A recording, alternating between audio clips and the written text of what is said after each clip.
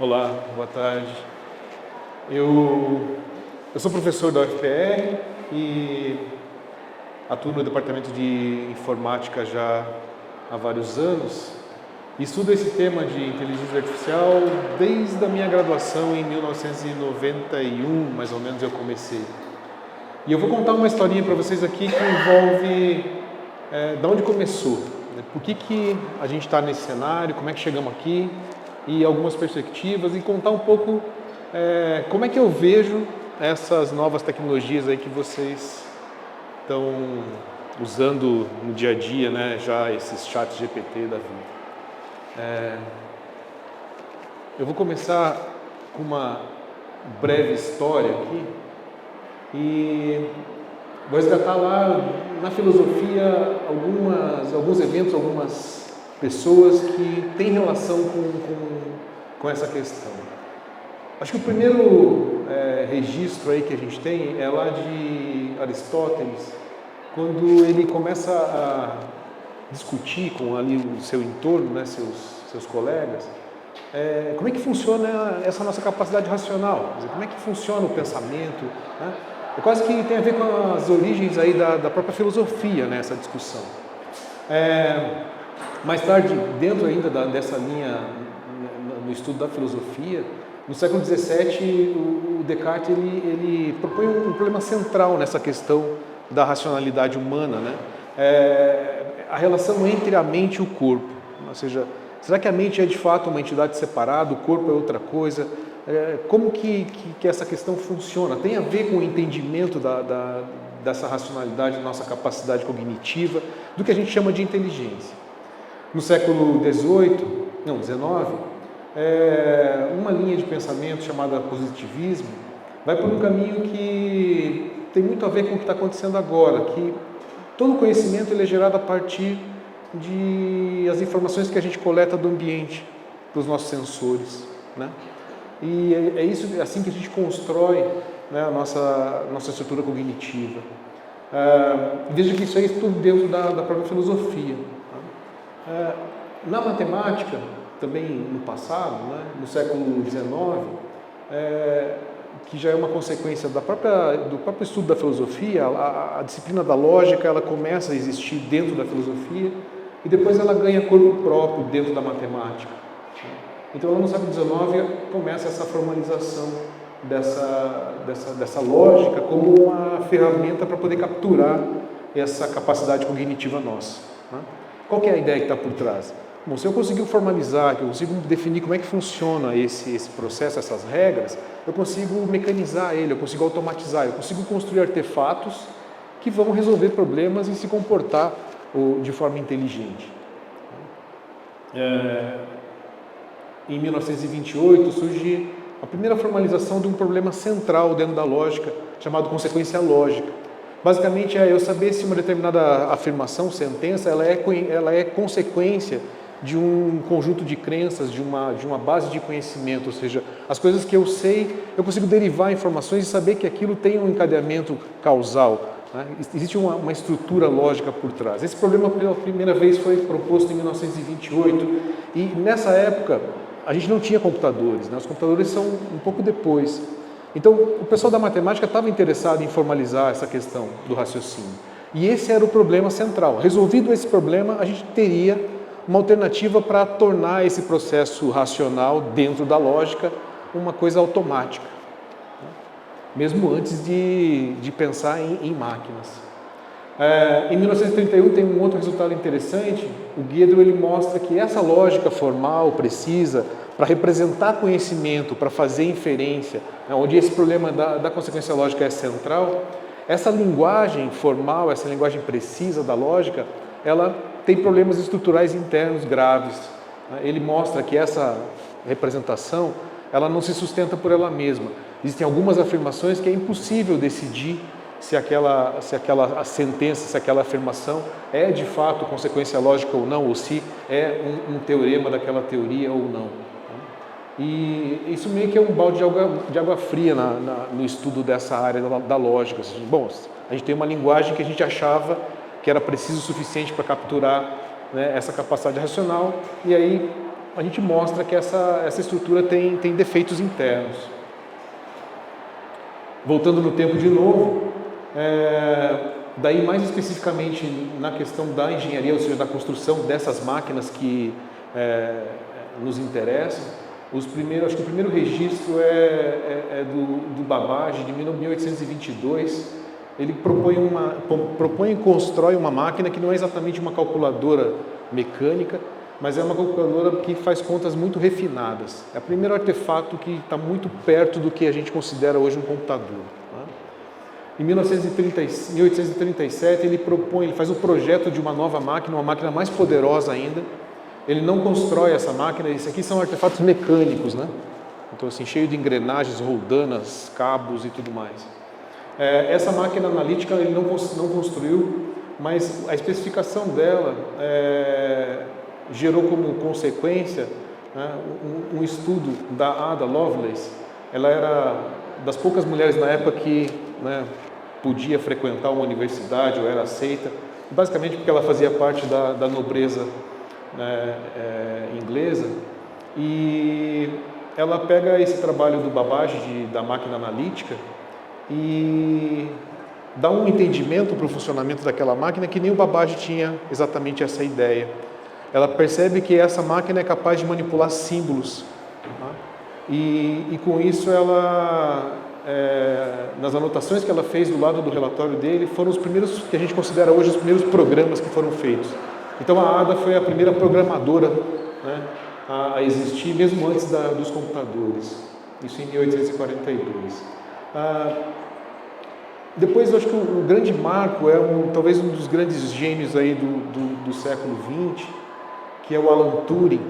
Ele era estudante de matemática em Cambridge e quando ele tinha 24 anos, ele propõe um artigo científico para resolver o problema que o Hilbert tinha colocado da consequência lógica.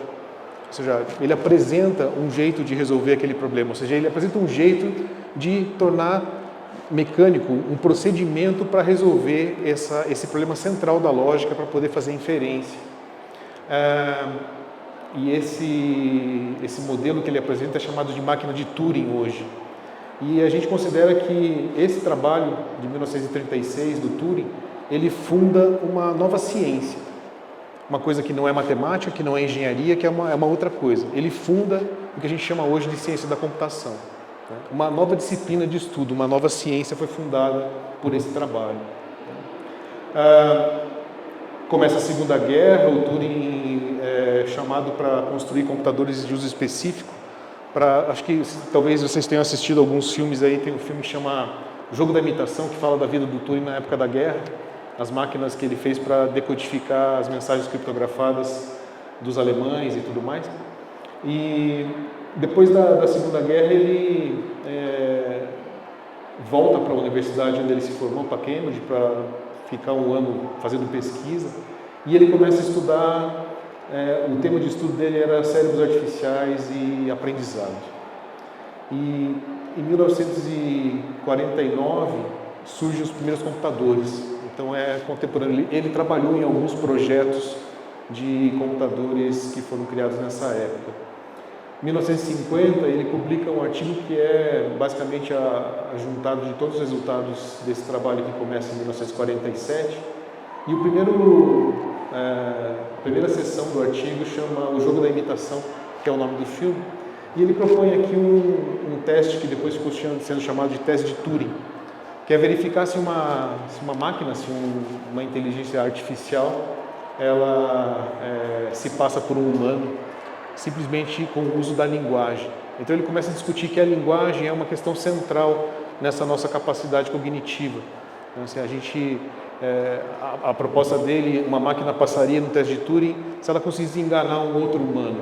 Se eu não conseguir diferenciar um computador de um humano a partir desse diálogo, então essa máquina passa no teste de Turing. E se a gente for pensar essa proposta aí, essa questão de máquinas que passam no teste de Turing ficou aberto por muito tempo. E hoje a gente considera que boa parte desses modelos de linguagem que vocês usam, né, nos chats GPT da vida e similares, eles passam nesse teste. Assim, eles conseguem enganar um humano e se passar por um humano e dar essa perspectiva de um uso da linguagem de forma inteligente. Então, em 1950, esse trabalho, né, ele apresenta o teste de Turing, ele define um pouco o que a gente vem a chamar depois de aprendizado de máquina, que é a base para esse cenário atual dos modelos de linguagem, né, dessa IA nova. Algoritmos que depois vieram a ser chamados de algoritmos genéticos, programas que têm a capacidade de se alterar e gerar outros programas mais eficientes e mais adaptados. E uma noção de aprendizado por reforço que tem muito a ver com o jeito que os mamíferos aprendem, que os humanos aprendem, né? A gente vai dando reforço positivo ou negativo em determinadas tarefas e as crianças vão se adaptando e vão aprendendo coisas. Ainda nessa história da IA, tem aqui um resultado interessante também dos anos 50, que é em Harvard, dois pesquisadores, o Minsky e o Edmonds, eles constroem um computador neural, eles constroem neurônios artificiais usando válvulas, 3.000 válvulas para implementar 40 neurônios, e conseguem treinar esses neurônios para resolver tarefas simples. Então aqui seria a primeira implementação de uma rede neural artificial. Em 1956, a comunidade científica da época se reúne em Dartmouth College para um seminário para reunir todo mundo que trabalhava com esse tema. E na prática não aconteceram resultados muito relevantes e o pessoal era extremamente otimista, né? Então alguns pesquisadores mostraram os seus programas, e a gente tem que pensar que em 1956 os computadores eram extremamente limitados, né? O celular que vocês carregam aqui é muitas vezes mais rápido que o computador mais rápido da época, né? Então, assim, o pessoal estava muito otimista, né, com os resultados recentes e se esperava que ia ter um boom nessa IA, nessa coisa de construir máquinas inteligentes, né? E na prática não gerou muita novidade. O que foi interessante é que vários pesquisadores passaram a se conhecer e gerou uma certa massa crítica que começou a estudar esses temas mais a fundo. Isso aqui precisa uma ideia do otimismo desses pesquisadores, né? O Simon, isso aqui era entrevista na época para jornais, né? Então eu não quero surpreendê-los ou chocá-los, mas para resumir, a gente tem agora máquinas que pensam e aprendem e que criam. E de fato não era exatamente isso, mas se a gente for pensar que em 57 a gente estava nesse otimismo, e se olhar para agora as máquinas que a gente tem, né, esses sistemas baseados em linguagem, daria para transportar essa afirmação para agora e ela casaria bem, né? Então esse otimismo aí tinha uma razão de ser, eu acho. Nos anos 70, o que dentro dessa área de pesquisa, a gente passou a construir sistemas que a gente chamou de sistemas especialistas. Sistemas baseados em conhecimento, baseados naquelas estruturas lógicas, formais, para resolver problemas específicos, né? Então eu construo um sistema que conhece um determinado domínio, outro domínio, assim por diante, temas específicos, máquinas específicas, né? E a gente passou a chamar isso de IA fraca. Dos anos 80 para cá, aquelas tecnologias dos anos 70 passaram a ser aplicadas de fato na indústria, né? Então houve uma apropriação pelo mercado de trabalho, pela produção dessas ferramentas para melhorar a produtividade, para melhorar o desempenho. E aí se cunhou o termo sistemas especialistas. Em 1986,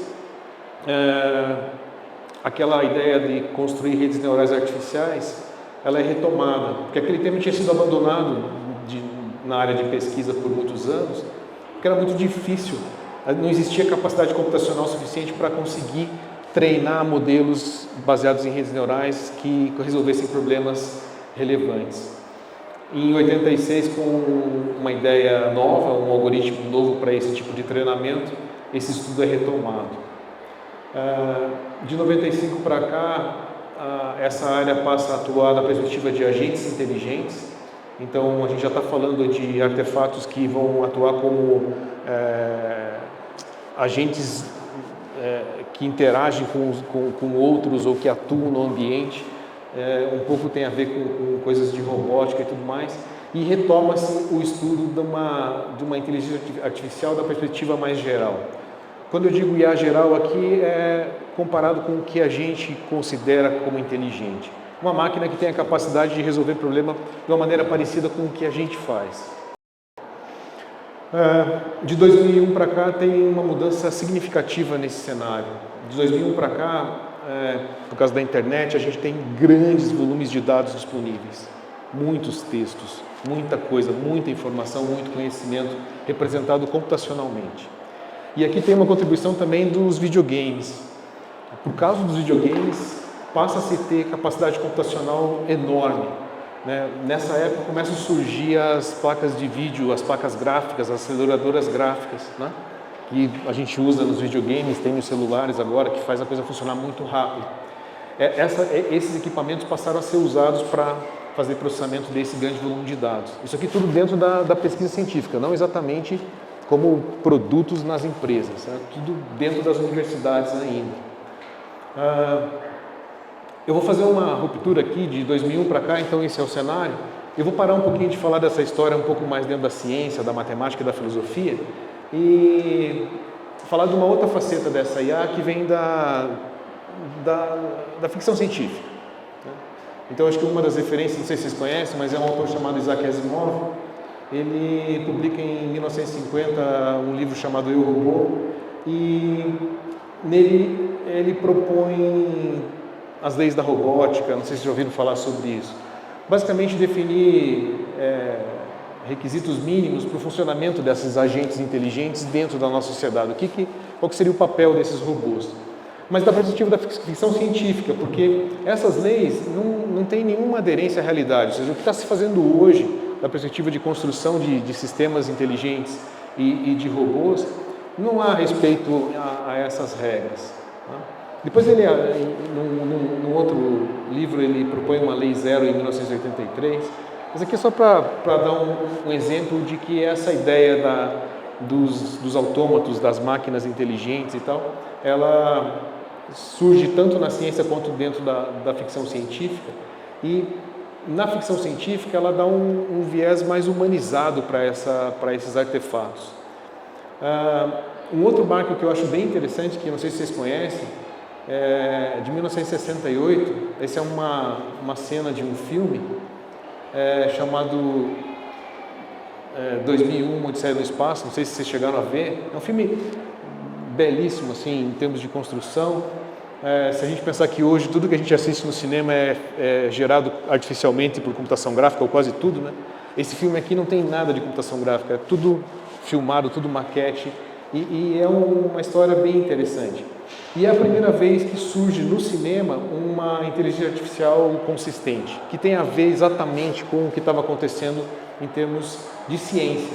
O Stanley Kubrick, que foi o responsável pela construção do filme, o diretor, ele foi atrás dos pesquisadores de computação, de física, de astronomia para construir esse filme em cima da história do Arthur Clarke. E o HAL 9000 é essa IA, e a interface é simplesmente essa câmera com uma luz vermelha. Não é um robô de fato, mas é um computador que no filme é construído como se fosse o vilão da história.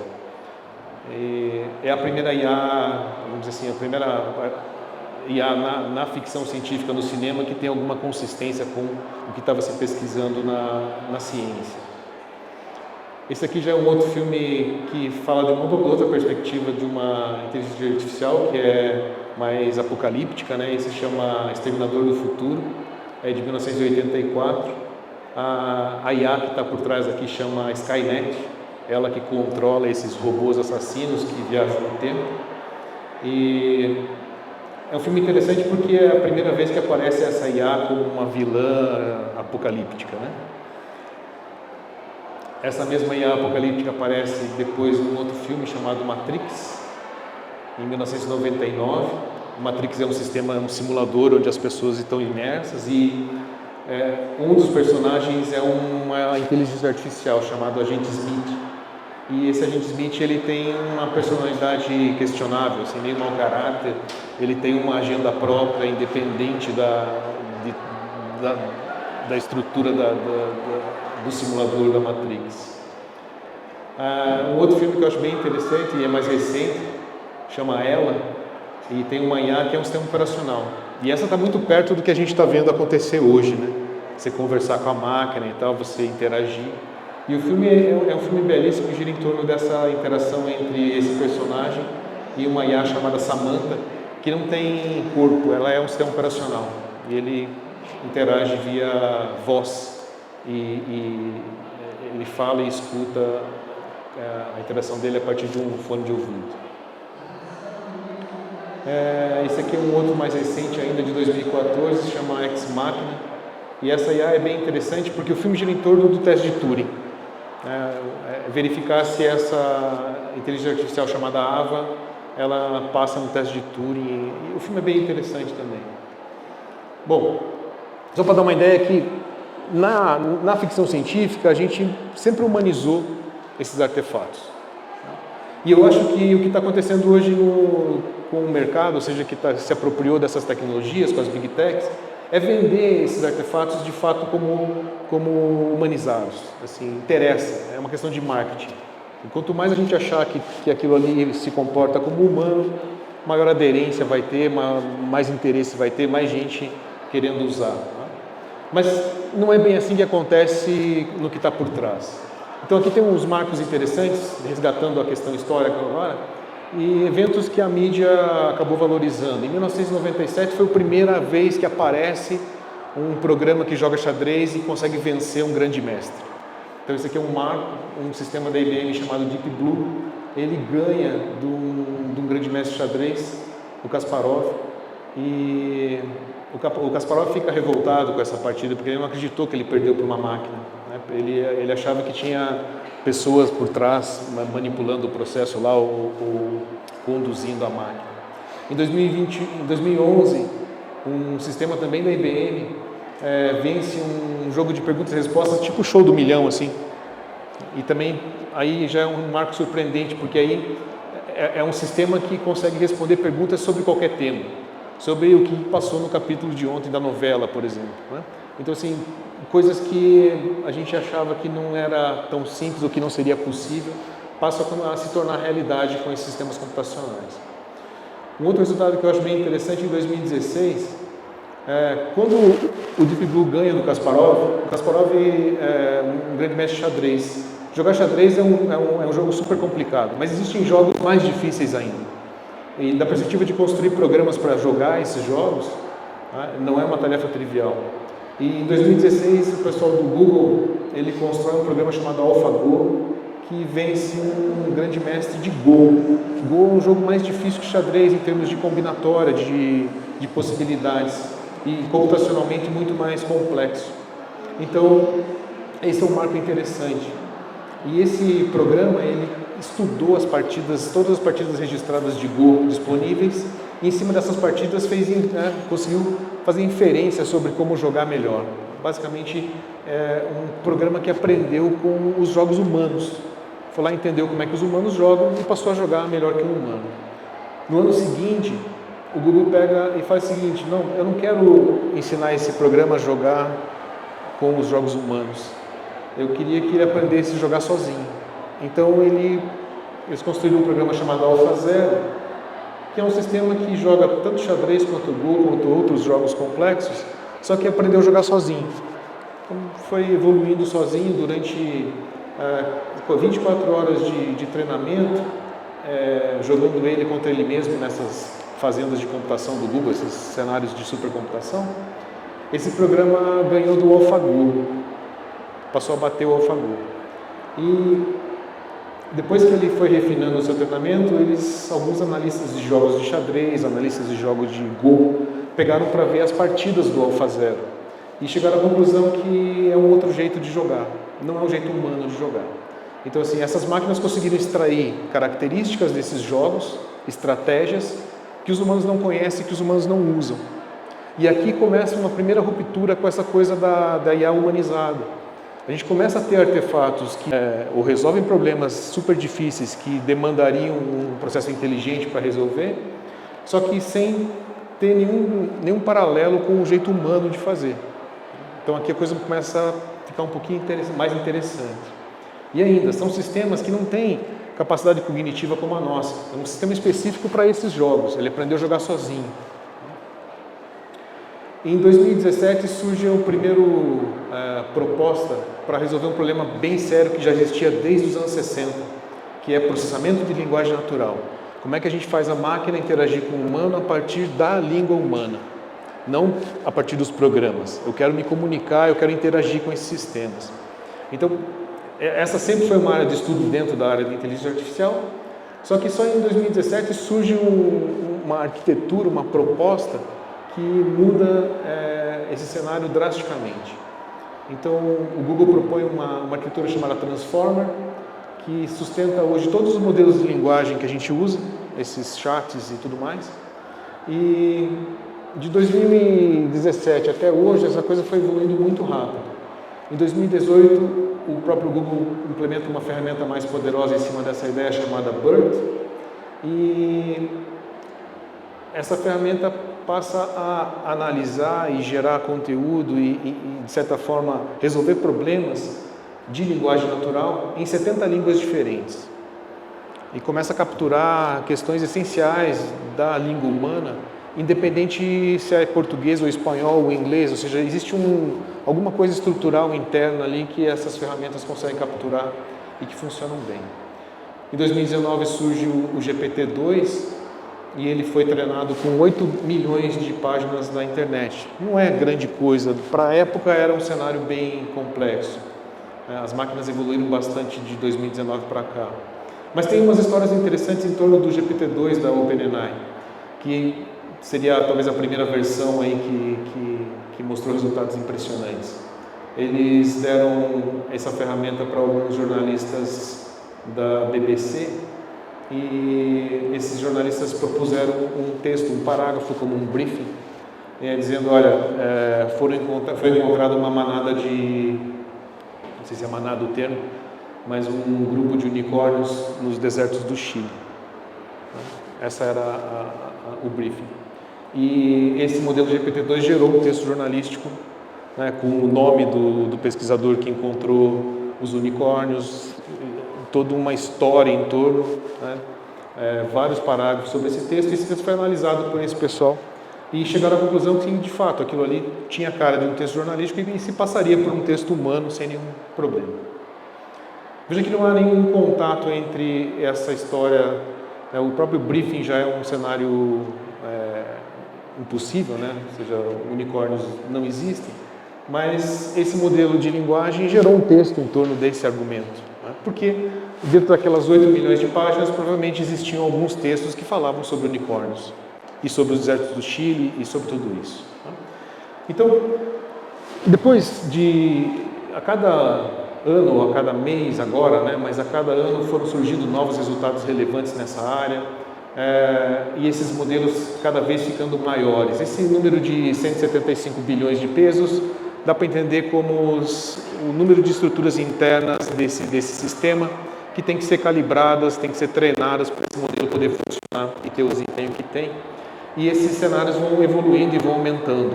A gente está agora num ponto aqui mais ou menos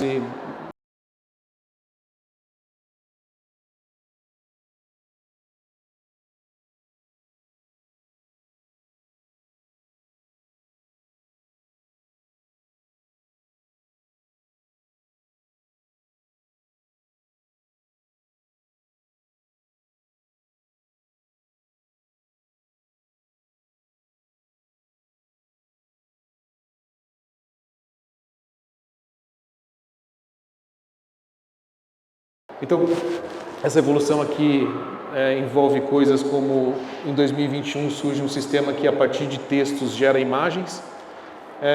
Essas ideias foram evoluindo, vocês têm hoje acesso a sistemas onde você dá um texto e ele gera um vídeo correspondente, né? Então, assim, ultra realista.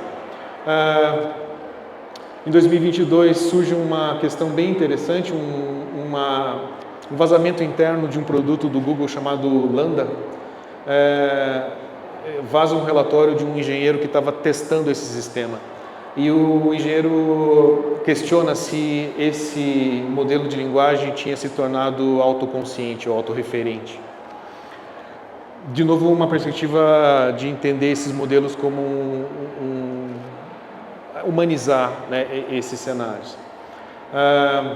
E se você pegar para ler os textos desse modelo, esse modelo estava sendo criado para ser uma espécie de um auxiliar psicológico das pessoas. E se a gente pega para ler esse texto, é impressionante, assim, você chega a concluir que tem alguma coisa ali muito, até de ideias transcendentais, tem discussões sobre por que ele vive, por que fala sobre a morte, coisas do tipo, coisas que são conceitos humanos e que a gente acaba levando a discussão para um lado mais transcendental. Esses modelos conseguem fazer isso. Bom, mas se não é consciente, não tem essas capacidades humanas internas, como é que funciona? Por que funciona, né? Então vocês estão acostumados a usar esses que estão agora no ar, né? Seja da Microsoft, ou do Google, ou do OpenAI, ou de qualquer dessas grandes empresas, até mesmo dessa nova chamada DeepSeek. Esses modelos se expressam assim em qualquer língua e em geral acima da média de um humano, né? Ou seja, um humano comum aí não consegue chegar nesse nível de linguagem, de conhecimento de coisas, né?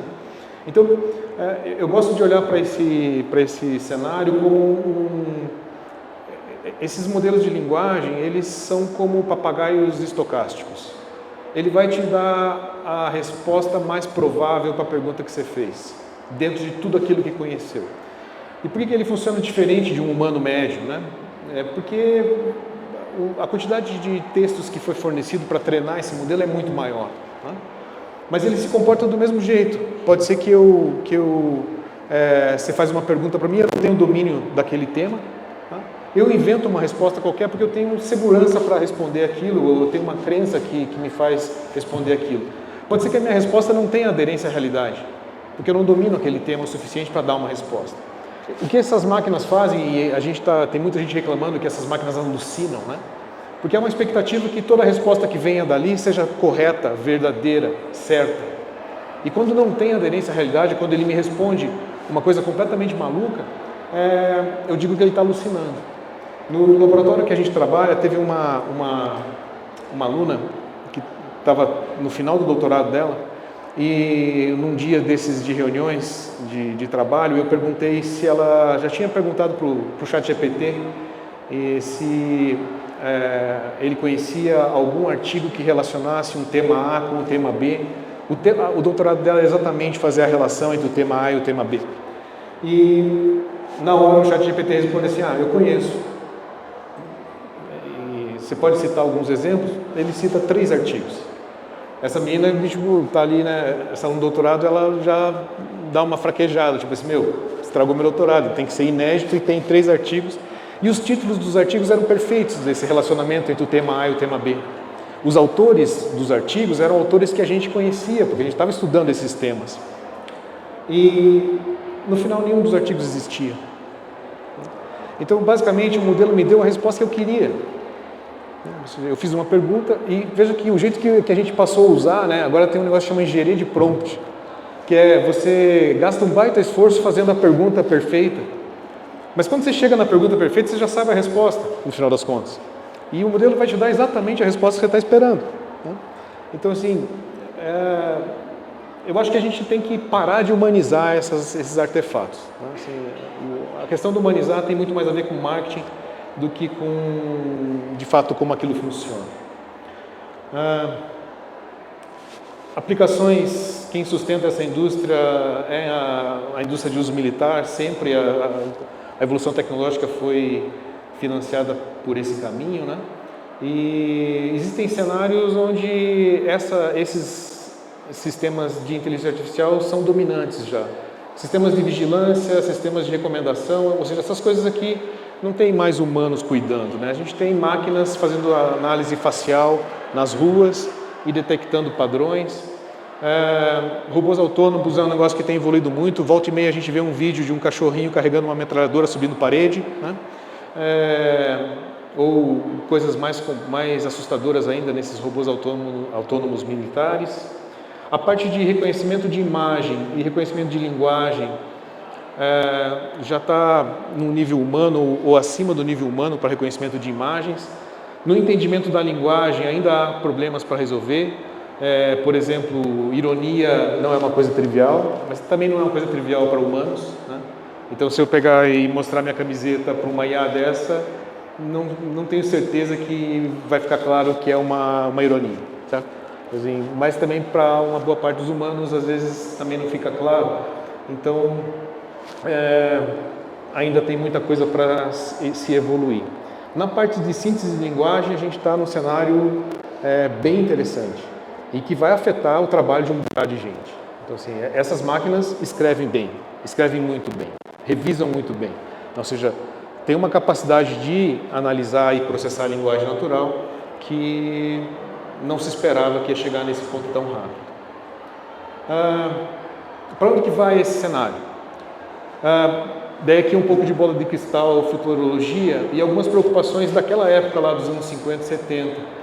O próprio Alan Turing, ele argumentou do tipo, se a gente vai construir essas máquinas, elas vão evoluir e a única alternativa para a gente poder controlar esse troço é tirar da parede, é porque a gente seguiu um caminho não muito adequado, a coisa não está indo bem, né? E vários pesquisadores estão preocupados com essa questão. Quer dizer, essas máquinas vão evoluir até que ponto? Se a gente está agora construindo esses artefatos que dominam a linguagem, que geram vídeos e que, a partir de textos ou que respondem perguntas complicadas, que antes a gente achava que só os humanos tinham a capacidade de fazer. Alguns cenários assustadores aí que a gente pode pensar, se a gente soubesse exatamente da data da colisão de um meteoro, daqui 20 ou 30 anos a gente sabe que vai cair um meteoro gigantesco na Terra e vai acabar com tudo, provavelmente a gente já estaria com iniciativas de tentar contornar esse cenário, né, tentar resolver esse problema antes. O cenário desses modelos, dessas IAs evoluírem, não é certeza que isso pode acontecer, mas há um risco de fato. Aí a gente começar a construir artefatos cada vez mais inteligentes e ainda que não precisam ter pareamento com a inteligência humana. Artefatos que podem evoluir e passar a construir os próximos artefatos. E esse cenário é chamado de explosão de inteligência ou de superinteligência. É um cenário onde surge alguma entidade no planeta que passa da nossa capacidade de inteligência. Ela extrapola a capacidade humana. E aí o humano deixa de ser a entidade dominante. E isso, né, tem implicações críticas. Não sei se a comunidade científica está debruçada sobre esse problema o quanto deveria, mas quem conduz hoje a evolução nessa área são as empresas. E as Big Techs não têm o menor interesse em se preocupar com essas coisas. É uma questão de negócio, uma questão de dinheiro. Né? Bom, o principal impacto que eu vejo é no trabalho das pessoas. Assim, muitas ou quase todas as profissões vão ser impactadas.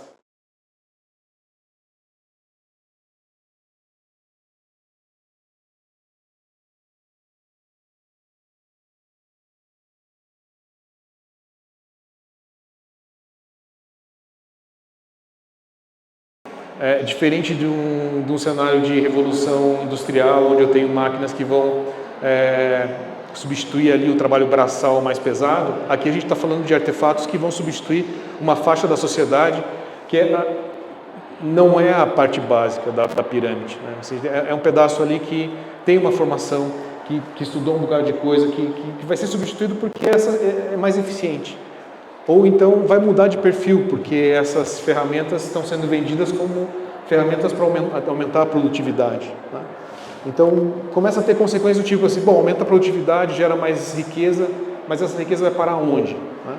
Isso não vai refletir em qualidade de vida, isso não vai refletir em distribuição de renda ou diminuir desigualdade. Assim, do jeito que a coisa vai, provavelmente vai ficar cada vez mais concentrado, a concentração de riqueza com essas ferramentas tende a se agravar.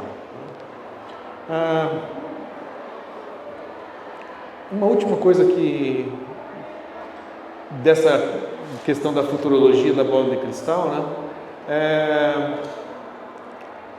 Será que faz sentido atribuir consciência ou essa noção de autorreferência para esse tipo de ferramenta, isso faz alguma diferença no cenário? Eu acho que, da perspectiva do funcionamento, das funcionalidades, não sei se muda muita coisa. Para essas máquinas funcionarem do jeito que funcionam agora, de alguma maneira existe uma representação da realidade interna nesses modelos de linguagem, porque eles consumiram as descrições humanas sobre a realidade. Ou seja, os textos que estão lá, que foram usados como referência para treinar essas ferramentas, são textos que nós escrevemos, né? Então, a linguagem natural é a nossa estrutura básica de representação da realidade, a representação interna nossa, né? Essas máquinas, esses artefatos, podem ter representações distintas. E o risco que a gente tem de humanizar essas ferramentas, isso aqui é de um trabalho que eu li recentemente sobre duas perspectivas em relação à consciência. A gente subatribuir consciência para essas máquinas já é um cenário um pouco mais de ficção, do tipo, imagina que essas máquinas de fato são autoconscientes, então elas deveriam ser tratadas como indivíduos ou coisas assim. Existem questões éticas em torno disso. E subatribuir consciência, ou seja, tratar aquilo como um artefato que não é autoconsciente, não tem essa noção de autorreferência, né, vai, no pior caso, cheirar uma máquina oprimida, né? E aí a gente tem vários cenários distópicos onde as máquinas se revoltam, né, no futuro. Mas esse aqui eu acho que é o cenário que a gente está perto e talvez esteja vivendo já. É uma superatribuição dessa coisa humana, dessa coisa consciente. Então, quando eu passo a interagir e começo a estabelecer um relacionamento um pouco mais profundo com essas ferramentas, até da perspectiva emocional, eu estou pareando com